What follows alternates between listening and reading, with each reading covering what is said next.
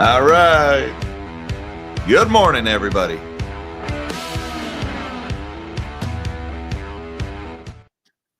Good morning, all you magnificent melon heads of the world. Happy Monday, everybody. Today is July 7th, 2025. I hope you all had a fantastic extended holiday weekend celebrating the birthday of America. And now that that is behind us, we are right back into a new week. And of course, we are starting the week with lots of talk of tariffs. The trade war, that's still a thing. You guys may recall that whole thing that happened in April and the bond market flew out. And ever since then, we've had deals and not deals and extend and pretend and taco and deadlines and all this stuff. Well, we got more talk of that this morning. The first big one, President Trump is out on Truth Social threatening to hit countries that align themselves with anti-American BRICS policies with an additional 10% tariff. Note the word additional there. So if you've got your 42% Liberation Day tariff and you're aligned with BRICS policies, well, we can just tack that 10 right on there and make it an even 52. Why not? This is the latest in Trump's escalation, if you want to say, in the trade war. It's a new dimension. The BRICS thing has not been exclusively mentioned before. He was very vague in his statement. He said countries aligning with anti-American BRICS policies. So he didn't specifically say, I'm going to tariff BRICS countries, but kind of hinting at that. We don't know what that's going to look like. Like, we just had this deal, not deal that we passed with the Chinese, right? A framework for a roadmap to a cautiously optimistic, hopefully someday trade deal. Well, does an additional 10% BRICS tariff on top of that? What do the Chinese do with that one? Does that take us right back to square one? And now we have to have another meeting before the meeting. Details, like everything with this trade war so far, we're just kind of shooting from the hip here. Details are pretty light. Also, how's this going to affect India? That's a big one. A lot of U.S. firms are moving out of China into India to avoid the Chinese tariffs. Well, if we're going to put tariffs on India plus another 10% for the BRICS tariffs, what's that going to look like? So there's a lot going on with this story this morning, or I should say there's a lot that could potentially happen with this story. But right now, it's just a Truth Social post and not really anything else. Now, there's other tariff news going on this morning. Supposedly, letters will start going out. Those infamous tariff letters will be going out at noon Eastern time today, informing countries what their tariff rates will be effective August 1st. That is slightly different than what we've heard recently. The thing was, right, April 2nd was Liberation Day, and then a week later, the taco trade, when we backed down and we said, okay, never mind, we're going to reset everybody to 10%. But then July 7th is the deadline, and then we're going back to Liberation Day tariffs on July 7th. Well, July 9th was the deadline. Well, today is July 7th. That deadline is 2 days from now. And so a lot of people are looking at this August 1st implementation of these new tariff rates that are going to go out in letters today, saying this is another taco. This is another extension. And it kind of is. It gives them 3 more weeks to negotiate. So we don't know what those letters are going to look like. It's basically another Liberation Day publicity stunt, I think, is what's probably going to happen. I don't know if there's going to be placards on the White House lawn again. But supposedly those letters will start going out in just a few hours here. We don't know what's going to be in them, so we'll just have to wait and see. It's just a reminder, guys, that this tariff, this trade war volatility, the market has really shrugged it off. We've moved on higher than we were before this all started, much higher than Liberation Day prices and stocks here. We're now at all-time highs once again, and there is a big risk that's out there that the market has not accurately priced in, or at all priced in, I should say. The market is basically saying taco is going to prevail ultimately. We'll see what happens. Now, we've had other developments in the last couple of days. Elon Musk has launched the America Party. He was kind of upset that the big, beautiful bill passed. Elon and Trump, that feud that they had over X a few weeks ago, and then they made up, bro, love you, no, all that other stuff. And then, oh, no, it happens again. They're feuding again after the bill passes. Elon has said he is going to launch the American Party to basically compete with the Republicans. He's saying that they're going to focus on vulnerable House and Senate seats. No plans to run anybody for president. We don't really know what this is going to look like. Of course, Trump is saying, oh, you're only going to help the Democrats. You've gone off the rails. Look, third parties, typically spoiler candidates, tend to benefit whoever is furthest from the spoiler candidate, right? Like Ross Perot is largely credited with getting Clinton elected. I get that whole talking point about how, yeah, you're just helping the other guys. But at the same time, the Republicans walked into this. Republicans did nothing about spending after campaigning on spending again. And when they did nothing about it, a new party popped up to fill that vacancy that they left. So Republicans, if you don't want another party competing for fiscal conservative votes, maybe you should start acting like fiscal conservatives. What a concept. My opinion here, I don't know where this America Party thing is going to go. If they prop up a candidate, I'll take a look at the individual candidate. And if I like him, I'd vote for him. If I don't like him, I wouldn't vote for him. Does that mean I'm helping Democrats? I don't care. Republicans need to start walking the walk when it comes to spending cuts. Also, we had some severe flooding over the weekend in Texas, 82 dead, many of them children, sadly. Hundreds have been rescued. Dozens are still missing after flash flooding in Texas over the weekend.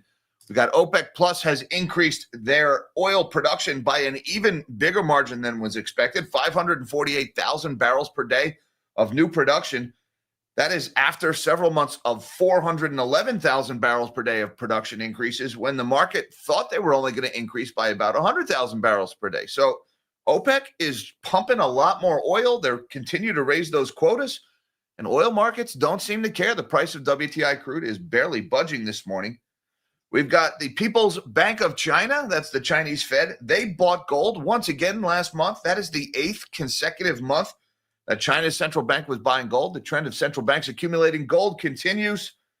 And the Houthis are reminding us that they're still there. They attacked another ship yesterday. The Magic Seas was attacked with speedboats and drones. Armed guards on board the ship returned fire. Ultimately, the crew was forced to abandon ship. They have thankfully all been rescued. But just a reminder that Houthi and the Blowfish are still making a mess in the shipping lanes. We got a lot to talk about this morning, guys, and we're going to go pretty fast because I have a doctor's appointment for the mini-me just as soon as this show is over. She's getting the pins out of her arm today, so we are looking forward to having less hardware sticking out of the arm. So we're going to have to cut it a little short. But why don't we shrink my big melon of a head and let's see what's going on in these markets anyway. And hey, if you don't mind, hit that like button and that subscribe button for the YouTube algorithm if you're new here, because we do this one every day. So come on back and have your coffee with the melon heads as we go through markets.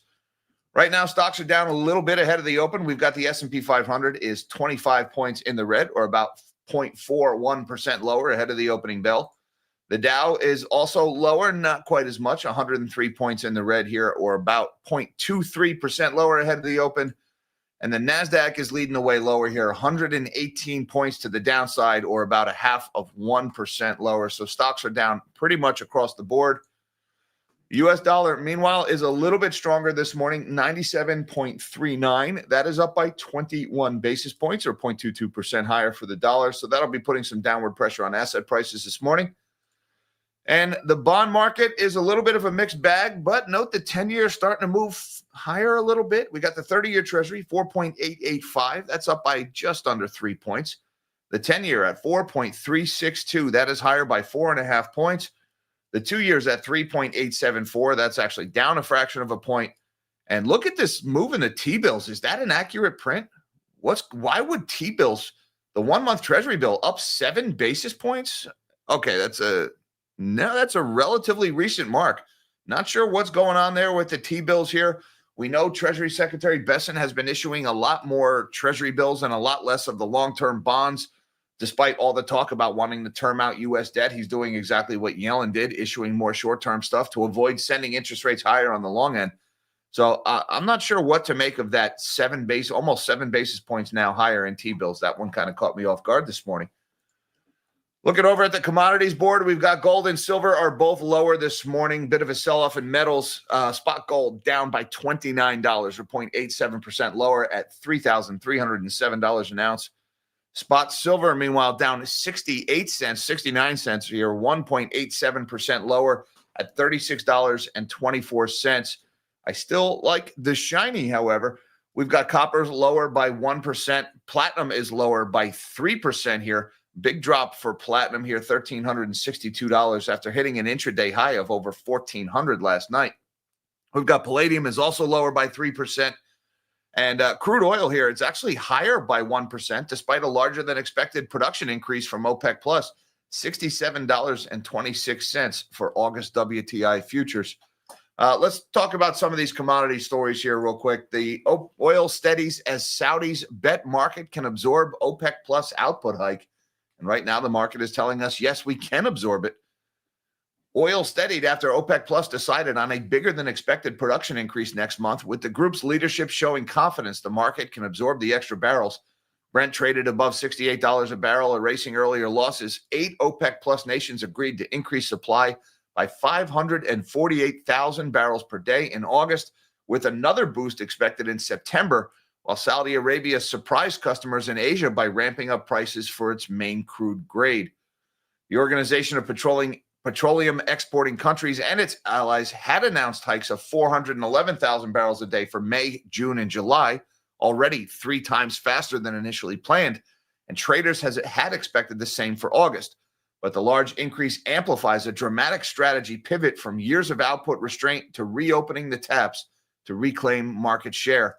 The boost was based on a steady global economic outlook and current healthy market fundamentals, the group said in a statement on Saturday. The cartel will consider adding another 548,000 barrels a day in September at its next meeting on August 3rd, according to delegates. So OPEC continues to open the valves and pump more oil. Oil prices are actually higher on that news. Now, we've got some other commodity news this morning. China's PBOC, that's the People's Bank of China, keeps buying gold as reserves grow for the 8th month. China added to its official gold reserves for an 8th straight month in June, as prices of the precious metal traded near a record high. Bullion held by the PBOC rose by 70,000 troy ounces last month. According to data on Monday, its gold reserves have climbed by 1.1 million troy ounces, or about 34.2 tons, since the current run of purchases began in November of last year. Gold has climbed more than a quarter year to date, underpinned by robust demand from global central banks, as well as safe haven flows amid escalating conflict in the Middle East and U.S. President Donald Trump's aggressive economic and trade agendas. While the rally showed signs of cooling in June, with prices ending the month little changed, ongoing official sector buying is likely to remain a strong support. Persistent concerns about the ballooning U.S. fiscal deficit and a perceived weakening of the dollar are prompting some countries to rethink their reliance on U.S. assets. The PBOC has been among the most enthusiastic official buyers of gold in recent years, as authorities have long sought to diversify their holdings from the dollar. The current run of purchases follows a 6-month hiatus that ended an 18-month buying spree in 2024. So PBOC still buying the gold. I still like the shiny. We got Bitcoin is a little bit higher this morning as well, 108,217. That's actually a little bit lower, this morning, down by about $1,000 from yesterday. We were over 109,000 for a lot of the weekend here. Not a lot happening in Bitcoin. There was a story was going around over the weekend about the possibility of an $8 billion Bitcoin heist. That story kind of dropped off the radar. I think some old wallets started moving Bitcoin around. These wallets had been dormant for like 15 years almost. And when those Bitcoins started moving around, a lot of people started speculating that wallet had been hacked, but I haven't heard anything else about that. So for now, Bitcoin is little changed. But let's talk about the main news this morning, shall we? Trump warns of 10% tariff for anti-American BRICS policies. This is in Bloomberg this morning. President Donald Trump said he would put an additional 10% tariff on any country aligning themselves with the anti-American policies of BRICS, injecting further uncertainty into global trade as the U.S. continues to negotiate levies with many trading partners. Any country aligning themselves with the anti-American policies of BRICS will be charged an additional 10% tariff, Trump said in a Truth Social post on Sunday night. There will be no exceptions to this policy. It's usually what people say right before listing all the exceptions. Currencies from developing nations and stocks dropped early Monday as the fresh threats weighed on appetite for risk. South Africa's rand weakened about 1% against the dollar, leading losses in emerging markets. India's rupee and China's offshore yuan also slipped. So we got another threat of tariffs, this time from BRICS. And this is also happening as President Trump put this out on Truth Social this morning. He said, I am pleased to announce that the United States tariff letters and or deals with various countries from around the world will be delivered starting at 12 p.m. Eastern on Monday, July 7th. Well, that's just a few hours from now. And of course, he ends with thank you to your attention for your attention to this matter, like that passive aggressive Karen in your office. Signed, Donald Trump, President of the United States. So he's saying that these letters will go out today, which is actually 2 days ahead of the July 9th deadline that he had previously set.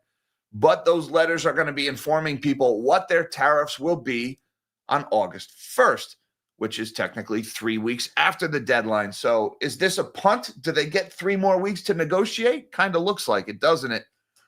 We'll have to see what this looks like starting in just a few hours. And of course, Elon, another foray into politics for the world's richest man. Elon Musk says he's formed the American Party. Trump says he's gone off the rails. Some might say they're both off the rails, but I digress. Elon Musk declared on X the formation of a new political party amid his ongoing feud with President Trump over the big, beautiful bill.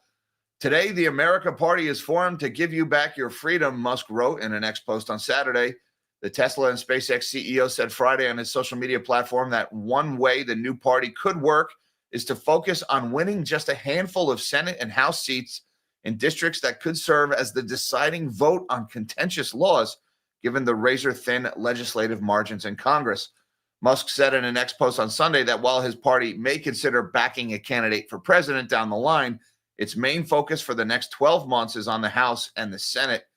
In response, Trump said in a True Social platform on Sunday that Musk had gone completely off the rails.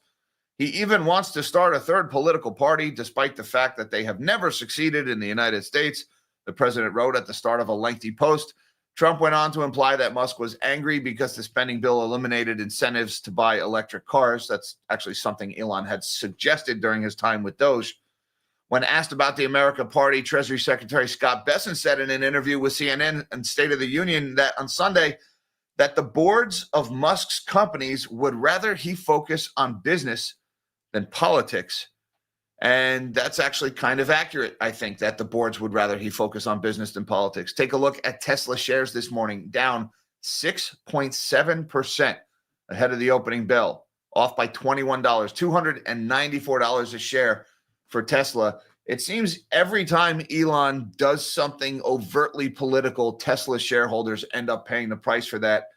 And of course, year to date, Tesla stock is down almost 22%, as Elon has done quite a bit in politics over the last few months.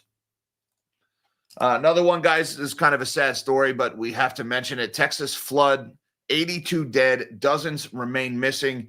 Also, I want to send a shout out to my friends Travis and Melody, who are both on their way to Texas. Well, Travis lives in Texas, on their way to the area in order to assist with search and rescue efforts. So thank you both for what you're doing, and please be safe.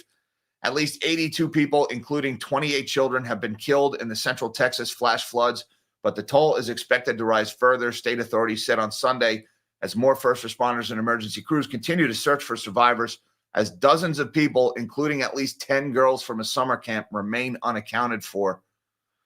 Rescue teams are searching for a group of 10 campers who were attempting Camp Mystic, an all-girls Christian summer camp on the banks of the Guadalupe River, as well as one counselor. Kerr County Sheriff Larry Latha said at least 400 first responders from over 20 agencies have been deployed to conduct rescue and recovery operations in the area. More than 850 people have been rescued in the first 36 hours across Kerr County, which saw some of the worst flooding, Texas Governor Greg Abbott said. So, unfortunately, we've had some pretty severe weather in Texas, flash flooding hitting in the middle of the night. And there was, in particular, this summer camp for girls was right at ground zero of this flood. And we've got a lot of people lost and a lot of people still missing from that camp. So, best wishes, thoughts, and prayers to all the first responders and the families involved there. Also, another thing going on this weekend, the Houthis, they're still there. They're still playing stupid games. Crew rescued in Red Sea after attack on Greek vessel near Yemen, maritime security firm says. The crew of a Greek-operated bulk carrier hit by gunfire, drones, and missiles in the Red Sea on Sunday were forced to abandon the vessel and were rescued by a passing ship, maritime security firm said, in an attack they said resembles that of Houthi militants. The assault off the coast of Yemen on the Liberian-flagged vessel Magic Seas was the first such incident reported in the vital shipping corridor since mid-April. The ship was first targeted by gunfire and self-propelled grenades launched from 8 small boats with armed security on the ship returning fire, the UK Maritime Trade Operations and British security firm Ambry said in advisories. Officials at the maritime security company Diapolis and Ambry in a separate advisory said the ship was later attacked by 4 unmanned surface vessels and targeted with missiles. 2 of the USVs impacted the port side of the vessel, damaging the vessel's cargo, Ambry added. The boat had taken on water and its crew were forced to abandon it, maritime security forces said. The operator, STEM Shipping, confirmed the information to Reuters. All crew were safe after being rescued by a passing merchant vessel. So, unfortunately, the Houthis are back to their old games in the Red Sea, and they have lost this ship. But luckily, no members of the crew were hurt, it seems. And last one of the day I want to talk about here, guys. We speculated that this was going to happen, and there it is. Coreweave to buy crypto miner Core Scientific in a $9 billion deal. Coreweave, that started as a crypto miner and then sold all their crypto mining assets in a pump and dump scheme called Cicerex. Then they got into data centers. Well, looks like they're getting back into crypto mining. Now, we first covered the rumor of this deal a few weeks ago. We actually got confirmation today. AI data center firm Coreweave said on Monday it would buy crypto miner Core Scientific in an all-stock deal valued at about $9 billion because Coreweave doesn't have $9 billion. So they're just going to issue $9 billion of stock and use that to pay for it. The offer represents a $20.40 per share value and implies a premium of nearly 66% to Core Scientific stock's close before the potential deal talks were first reported. The deal is expected to close in the fourth quarter, and the final price will be determined at that time, the company said. So what happens when an unprofitable data center firm buys an unprofitable crypto miner? Well, we're about to find out. Shareholders in neither company are particularly excited about this at the moment. Coreweave stock is down 3.25% ahead of the opening bell, trading at a ridiculously obscene $159.94 a share. And Core Scientific stock is actually down 18% on this news, trading well below that $20 share price that they were currently being valued at. Look, this stock had rallied pretty substantially on the rumor of this deal.